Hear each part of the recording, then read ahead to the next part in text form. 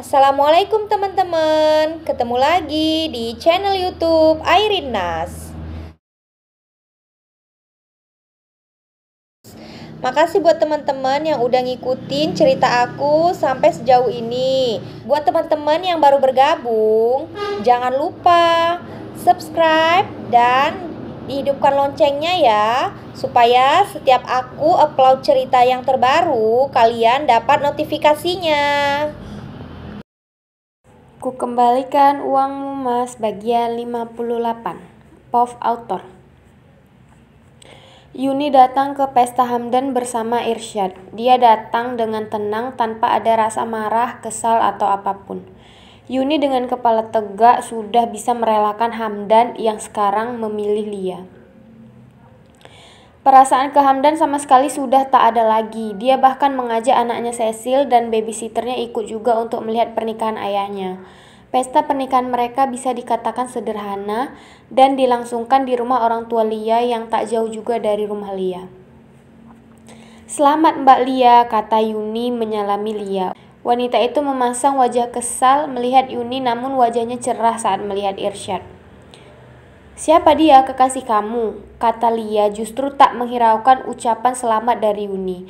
Yuni melirik Pak Irsyad dan tersenyum ke Lia. "Iya, semoga kami berjodoh," kata Yuni dengan menaikkan sudut bibirnya ke Lia.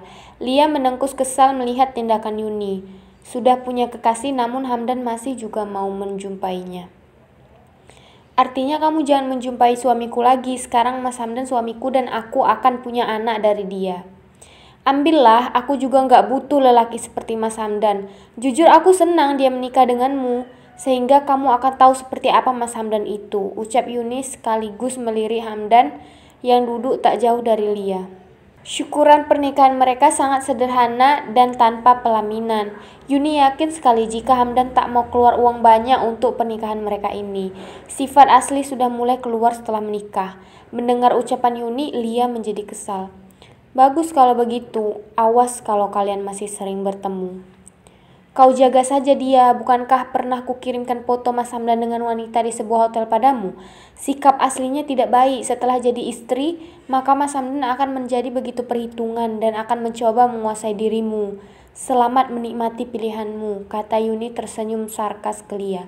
Lia menjadi semakin gusar saja. Yuni bergerak untuk memberikan selamat ke Hamdan, sekaligus membawa anaknya ke sana. "Selamat Mas," ucap Yuni dan Irsyad sudah berdiri di sampingnya. "Berani sekali kamu datang, aku mengira kamu tak akan datang," bisik Hamdan dengan menyeringai. Sikapnya tetap sama mengesalkan. "Tentu saja, kamu akan memulai kehidupan baru dan aku berharap kamu berubah, tidak egois lagi kepada istri barumu, dan tetap ingat tanggung jawabmu kepada Cecil. Dia tetap anakmu yang butuh nafkah dari ayahnya. Ini hari pernikahan dan bertemu denganmu selalu membahas masalah uang dan nafkah. Apa tak ada pembahasan lainnya?" kata Hamdan mencibir ke Yuni. Selalu saja pembahasannya itu saja dan Hamdan sebenarnya marah ke Yuni karena dia sudah memata-matainya. Hanya belum ada saja kesempatan membalas. "Apalagi yang harus kubahas denganmu selain masalah anak kita? Ya sudah, begitu saja. Semoga kamu bahagia Mas menikah dengan Mbak Lia. Seperti selama ini kamu memujinya di depan aku, dia cantik dan bekerja sesuai keinginanmu," kata Yuni mendesah. Rasanya malas juga ribut-ribut. Hamdan diam dan memandang Yuni beberapa saat. Dia teringat ketika berumah tangga dengan Yuni, Hamdan akan membandingkan Yuni dengan Lia. Sekarang mengapa Hamdan merasa terbalik? Dia menyadari perasaannya ke Lia hanyalah untuk bersenang-senang saja dan tak ada niat memiliki.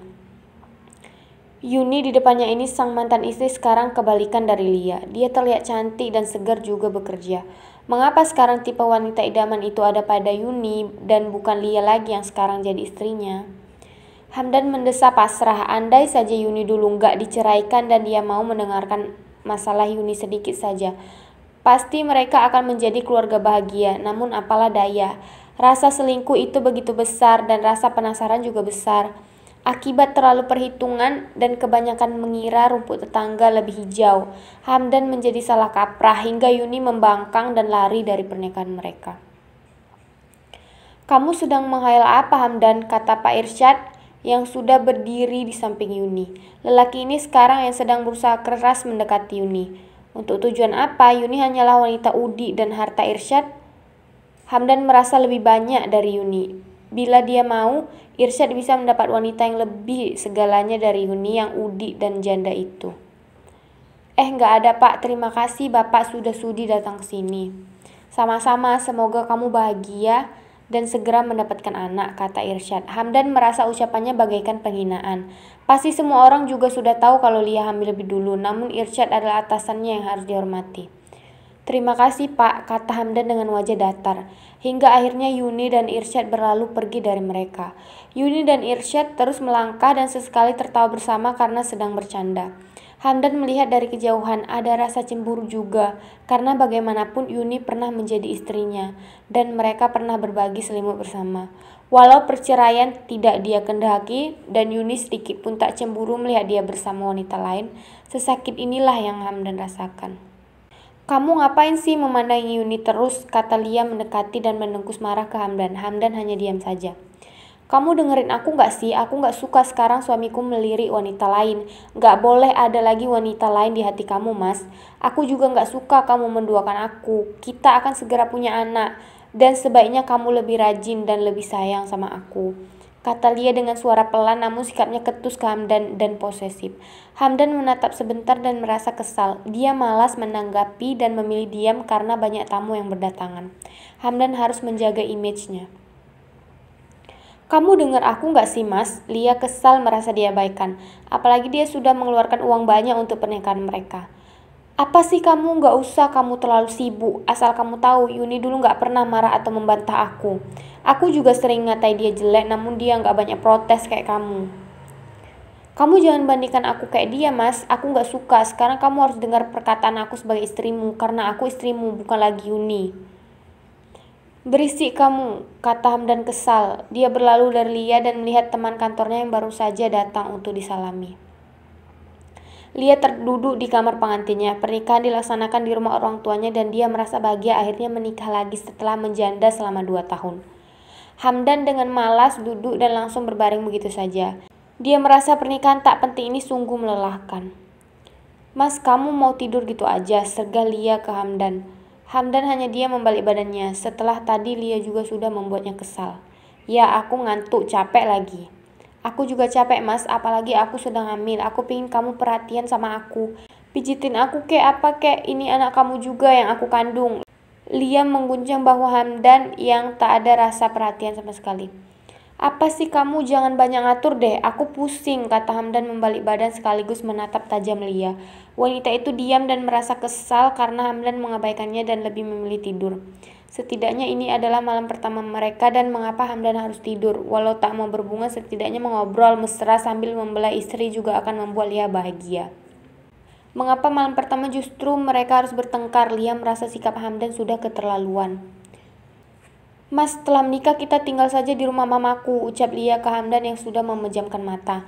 Seketika Hamdan membuka matanya. Gak bisa, kita hanya sehari dan 2 hari saja di sini, setelah itu kita tinggal di rumah kontrakanku. Tetapi rumah kontrakan kamu sempit dan aku gak nyaman, protes Lia tak terima. Aku lebih gak nyaman tinggal di sini bersama-sama juga dengan orang tua kamu. Setidaknya tunggulah sampai aku selesai melahirkan, Mas. Jangan banyak protes, kita tinggal di rumah kontrakan aku. Yuni dulu tak pernah protes saat pengantin baru dan harus tinggal dengan ibuku dan Ambar, ucap Hamdan teringat ketika dia menikahi Yuni.